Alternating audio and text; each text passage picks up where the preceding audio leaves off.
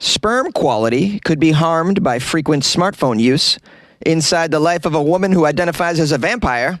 And a teacher is on leave after dressing up as the devil and yelling "Hail Satan" on Halloween. These are the weird stories for Tuesday. I'm sorry, it's Wednesday. What day is it? Does anyone know what day it is? Please. Come on, guys, tell me what day it is. This isn't fair. The quality of your sperm might be harmed by frequent smartphone use. Just a heads up, guys, this is a story about sperm. It's about bodily fluid. It's bodily fluid time. It's bodily fluid time. Talking about a bodily fluid time. Bodily fluid time. So if you got children in the vicinity, you might want to let them know that they're about to hear some sperm speak. Is that a term, sperm speak? Yeah, it could be, should be. Okay, so smartphones leading to low-quality sperm. I told you guys, stop stooping your smartphones. No one's listening to me. Smartphones are for communication purposes. You're not supposed to make sweet love to a smartphone. And you should never let your sperm borrow your smartphone either, all right? That's not for sperm use. That's for your use. It's a communication device, after all. Okay, the story begins by saying the more often a man reaches for his mobile phone, the lower the quality of his sperm, according to a Swiss study. Men who use their mobile phones more than 20 times a day have a fifth fewer sperm per milliliter than men who reach for their phones no more than 5 times a day. Researchers from the Swiss Tropical and Public Health Institute and University of Geneva revealed. They analyzed the sperm of 2,886 men aged 18 to 22 who were recruited. This is the world's largest study on the subject yet to date. According to the study, high mobile phone use had no effect on sperm mobility and morphology. The data also suggests the location of the phone is not associated with poorer sperm either. They say further studies were needed to make reliable statements on this. Well, what do we know? Tell us what we know. People are concerned about the quality of their sperm, you know? Although, you can have low quality if you have high quantity. You know what I'm saying, guys? I'm trying to wrap my head around what they're actually saying here, okay? You're dealing with a public school education. Men who reach for their phone more than 20 times a day, they have a fewer sperm per milliliter than men who reach for their phones no more than 5 times a day. So, all right, let me figure this out. I guess it depends on the location of the phone. If you're reaching and it's a place where it's kind of squishing your genital area 20 times a day, you don't want to squish your genitals 20 times a day. It's better to squish your genitals only 5 times a day. That'll save on your sperm count, apparently. I'm so confused. I just did another search. I can't find any more information about this. This study seems lame to me. There's a link within this article saying sperm quality of Swiss youth in critical condition. Well, let's learn a little bit about the quality of the sperm for the Swiss youth. The first ever nationwide testing of young Swiss men have found that over 60% have below average sperm count, below average mobility, and below average morphology. This is from the University of Geneva. They tested 2,500 Army recruits between the ages of 18 to 22. Wow. My goodness. It's important to know, they say, that below 40 million sperm per milliliter, the time needed to conceive a baby increases significantly if you don't have that many. All right. Well, I'm not really learning much here, except for that apparently this young Swiss men have a very low sperm count. I'd imagine young men all over the place have a young sperm count, and it's probably not just due to reaching for your cell phone. It's probably due to air pollution, diet, microplastics in your balls. If you guys don't think there's microplastics in our balls, think again. There's microplastics in all of our body. Forever chemicals in your testes are probably a thing. I mean, we're dealing with an epidemic of low sperm count, I'd imagine, for a variety of reasons, none of which I'm really sure of. I'm only guessing. It seems that if you live in a dirty world, a polluted world where you're eating, what do they call those? GMOs, pesticides, preservatives in the food, especially in American diet. My body's still making sperm, but they're trapped in there. As you guys know, I had a vasectomy. My sperm are trapped in a waiting room. I kind of feel bad for them because, they think they're coming out, but they're not. They've been waiting in there quite a long time. Some of them, I'd imagine. I mean, there's a lot of rumbling going on, but that door hasn't opened in a long time. A vampire with a day job. Inside the life of a woman who identifies as a vampire. Halloween means something more to Helen Schweitzer than it does to other people who merely carve pumpkins, go trick-or-treating, or bob for apples on Halloween. This past Halloween marks the 2-year anniversary of an epiphany for Schweitzer. On this date in 2021, the Ohio woman was struck by her connection to vampirism. And now she wants the whole world to know. Because people can't wait to just, break out their psychopathy and take it for a spin in public and show everybody. Maybe she's a normal person. Let's keep reading. We don't want to vampire shame, guys. I don't want to get canceled out of the closet for vampire shaming. It says there's been no turning back for this 28-year-old woman who identifies as a vampire. She wears fangs and a makeup palette of dark red lipstick with a phoenix eye, punctuated by red, orange, and yellow, and a beak and a tail. Oh, she has a tail. She also wears a white shirt with flowy sleeves. She also wears a black cape. Does she talk like this? Is she always counting things? Ooh, counting things. Yes. 1, 2, 3 sperms. From the time she was young, it says, she, quote, always been all about vampires. I've always been about them. And now it's my go-to look. All right, it's her go-to look. Let's find out if she gets served at restaurants. Let's find out what she puts on her Starbucks order. We have a latte for the Count. We have a latte for Vlad the Impaler. We have a latte for Dracula. We have a blood cappuccino for the Count. Let's jump back into the story. Let's learn about vampires from Helen. She says there are different types of vampires. Oh, I didn't know that. They can be lawyers or janitors, as well as witches and physics. Physics? Oh, no. That says psychics. Good job, Jonesy. All right, guys, I can read. I'm going to read about vampires. I wasn't expecting it to go there. I thought she was going to say there's different kinds of vampires. Some that turn into bats, some that don't. And she's like, no, some are janitors. Some are lawyers. There's judges. There's politicians who are vampires. My dentist is a vampire. Yakety yak. She says, quote, vampires and witches get along famously. We run in similar circles. Not every vampire is bad, by the way. I follow a higher path. For instance, I don't attack people, nor do I offer human sacrifices. Yeah, exactly what a vampire would say that attacks people and offers human sacrifices. She's not going to admit that, guys. Is she feeding at night? Well, we're going to have to put a tracker on her and find out. And now for some alarming statistics. A 2015 survey by the Atlanta Vampire Alliance. Who are these people? We are the Atlanta Vampire Alliance. Yes, we are, never mind the tanks of blood in the corner during our meetings. Now, the first item on the docket is we want to cancel the sun. All in favor? Okay, so we have a Vampire Alliance. They say 5,000 people in the U.S. identify as real vampires today. Some of them do drink blood from willing donors. Willing donors? Yeah, it's consensual. I'd like to meet these willing donors, all right? I want to know how consensual it is. Oh, then if they're so willing, why are they all tied up in a chair, Vampire Alliance? It says other vampires consider themselves psychic, and there's something called energy vampires. I'm not sure what that is.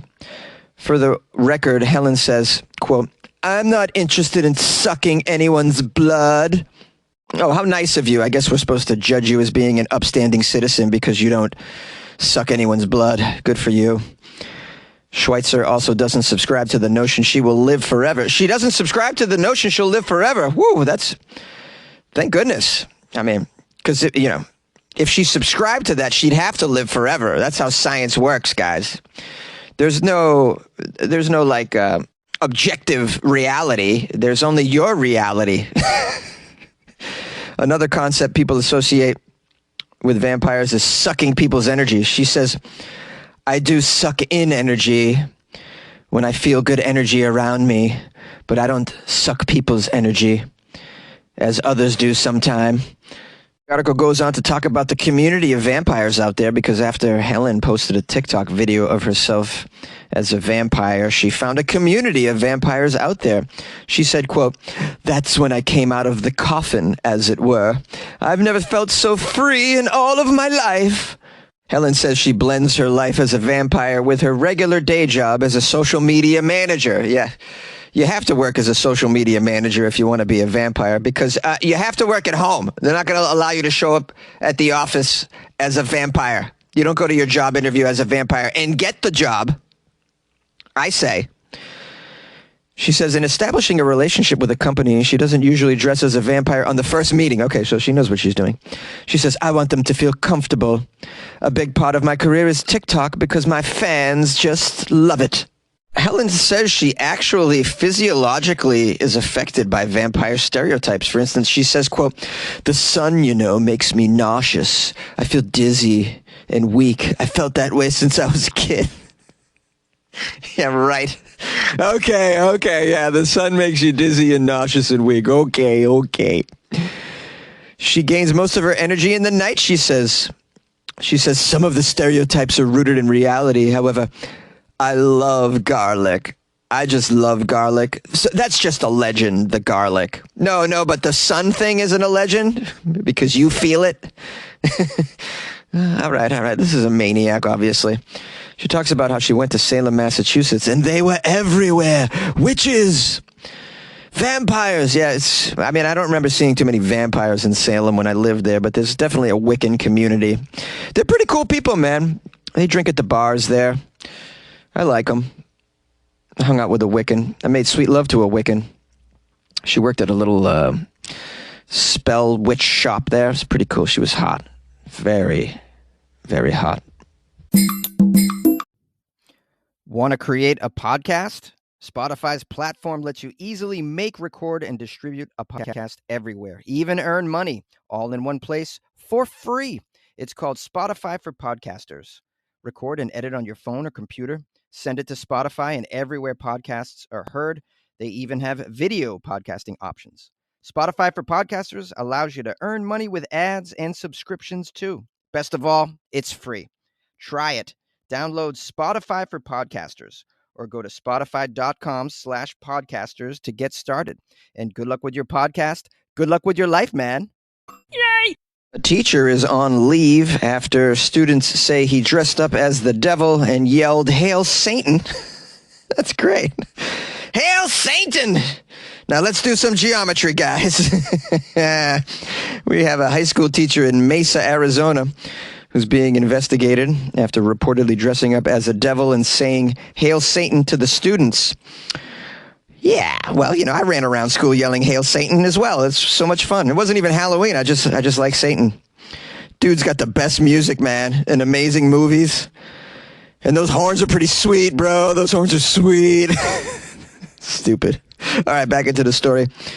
Sophomore Nathaniel Hamlet said that he walked into a class and noticed his teacher was wearing some devil horns and carrying a pitchfork. Yeah, okay, it's Halloween. The teacher's dressing up.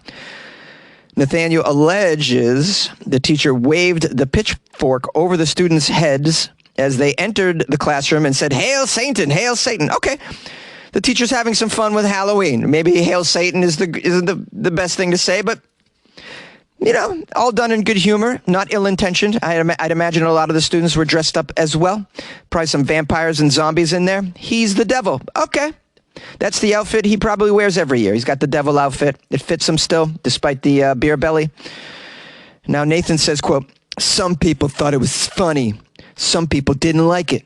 Some people were like, whatever, they just blew it off." Yeah, you mean reasonable people blew it off?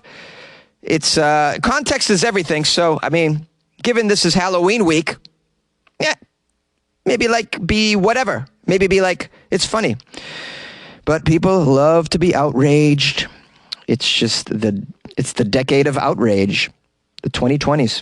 It's so cool and hip to be outraged. And honestly, it doesn't cost you anything. And it gets you so much attention when you're outraged, right? On social media. Look at me, guys.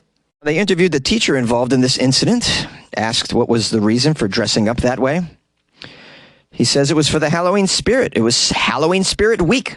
He said the theme was dynamic duos, and he arranged it with the teacher in the classroom next to him, who was dressed as an angel. So you have a dynamic duo, angel, devil, in adjacent classrooms. Seems reasonable. The teacher says, quote, "Participating in spirit weeks like this is a way for me to engage with my students and to bring some fun into my classroom. It's truly not any more complicated than this." Well, now we got Nathaniel back in the story, who says he was insulted by the teacher's costume because of his faith. Oh, right. The faith in the classrooms, they care about stuff like that. Although if he was dressed as Jesus saying, "Hail Jesus," no one probably would have complained. Nathaniel says, quote, "I said, don't do that to me. I pushed the pitchfork right away, maybe 3 or 4 times, and he did it. Still, he did it." All right, well, was the teacher like just waving it in his face over and over again, like pointing it at him? That's not okay. If you tell the teacher to stop, please stop that, I'm uncomfortable, they should stop that. Are there any more witnesses here? Or it's just one outraged boy who just sounds like this guy just doesn't like Halloween, to be honest. But again, also, you can't be shoving your pitchfork in a student's face over and over again if they ask you to stop. Obviously, that's not appropriate. Apparently, Nathaniel went home and told his dad, Chris, who's a former Mesa Public School Board candidate. Oh boy. He was a former candidate. So he ran and was not allowed to participate in the school board meetings. So what's his agenda? Chris said he then reported this to the high school principal. Chris says, "I was livid because I am a Christian as well, obviously." All right. So now we really know what's going on here. Okay. You can't have fun anymore. That's just the thing. Just so hard to have fun. You got a world full of Karens. You got a world full of Christo-fascists. Just no one wants to have fun. You're not allowed to have fun anymore. Guys, I'm trying to have fun in the closet. I'm trying, but it's only a matter of time before I get kicked out of here. Father Chris is quoted again as saying, "If you're going to keep the Christian stuff out of class, then you got to keep the devil-worshipping stuff out, period." Devil worshipping. Oh, is that what's going on, sir? It's Halloween. So does that mean we're also vampire worshipping, zombie worshipping, Barbie and Ken worshipping? I mean, I've seen a lot of costumes, Chris. It's Halloween. It says here in a Facebook post, Chris said, "Evil is rampant within the Republican Party. We need warriors for Christ." Wow, this guy's just out of his brain, obviously. Okay, so that's what's going on here. The teacher probably was just being playful, and then you have this guy and his son who are not about it, and they're chalking this up to some ideology, devil worshipping in class during Halloween week. Okay, are you okay? Are you okay? Please keep this guy off the school board. That's the last thing I'll say. Yay! Hello, my friends and loyal listeners of the Weird AF News podcast. Those terms are not mutually exclusive, by the way. You can be a friend and a fan of the Weird AF News podcast. Why delve into semantics, those guys delve into semantics. I want to give thanks and praise because this is the outro. I want to first of all thank you for spending some time with me in the Weird AF News podcast. Appreciate that. Hope you had a nice Halloween. Last night, I went to a comedy club in North Hollywood where we had a Halloween-themed comedy show.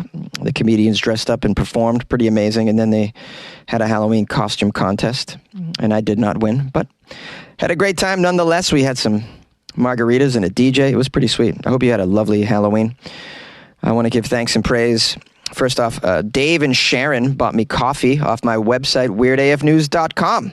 That's a place where you can go to support the show. You can support Jonesy by buying me coffees, or you can join the Patreon. Dave and Sharon bought coffees off that website, weirdafnews.com, and then they wrote a note, a love note, because you can write me a little note when you buy coffees. They kept it very simple and sweet. Love your show, Jonesy. Come to the East Coast. Come to the East Coast. Of course I'll come to the East Coast. I was born and raised on the East Coast, and I will be coming to the East Coast probably spring, early summer. My grandmother gave me some pressure over the phone fairly recently about coming home. You haven't been home in so friggin' long. Come on, get over here. So, gotta listen to Grandma, man. Go home and get some of her Italian cooking. Oh, a nice homemade Italian meal. Oh, I can't remember the last time I had one of those. Anyways, thanks for the coffees, Dave and Sharon. I appreciate you very, very much. And I don't know where you are on the East Coast, but let me know, and maybe I'll see you over there. Also, JP bought me coffee as well. So big shout out to JP for supporting Jonesy and the Weird AF News podcast by buying me coffee. And JP wrote a note. Thanks for being the best and only Weird News show host. Get yourself a sweet cup of Java or maybe a beer and $100,000. Stay weird, weirdos, and good luck with your life, man. That's a super message. Isn't that great? Thank you so much, JP. I am definitely going to get one of those things. A cup of coffee or a beer or some $100,000. Oh, man, unbelievable. I've had a few $100,000 this Halloween, but they're so hard to find. So they've been few and far between. I've had more Nestle Crunch than I've had $100,000. I like the Crispies in the chocolate. I don't know what that is, what it is about that, but I've always loved Crispies in my chocolate. I just think it's such an amazing combination. And then you add mint. Oh, my goodness. Unbelievable. Anyways, big shout out to JP. Thank you so much for being generous, and happy Halloween, and good luck with your life as well. I appreciate that. You guys can support the show by going to weirdafnews.com and buying me some coffee. Or you can write a review of the podcast on either Amazon or Apple Podcasts. Or if you're listening on Spotify, just click the 5 stars. You can click 5 stars. You know, it's like kind of giving me a thumbs up on there. So that's pretty cool. That only takes a minute, but not even a minute. It takes you 5 seconds to click 5 stars if you're listening on Spotify. Please subscribe to the show if you have not. If you're new to the show, I do Weird News 5 days a week. And on Friday, it's only Weird News from Florida. Please subscribe on whatever podcast platform you're listening to, or on YouTube. You can subscribe as well. The podcast is on there. It goes out daily. If you're listening on Spotify, just click the like, and that'll make sure that you get all the episodes. I think that's how you do it. Anyways, enough technicalities. I'll see you guys tomorrow. If you want to call the show, by the way, 646-450-2012. The email is funnyjones@gmail.com. Oh, also, I appreciate you guys sending me photos of you dressed up for Halloween. Some of you sent me photos of your pets dressed up as Halloween, so that was pretty awesome. So thank you. Great costumes, guys. Way to still live life despite everything that's going on, right? I commend you for just living life.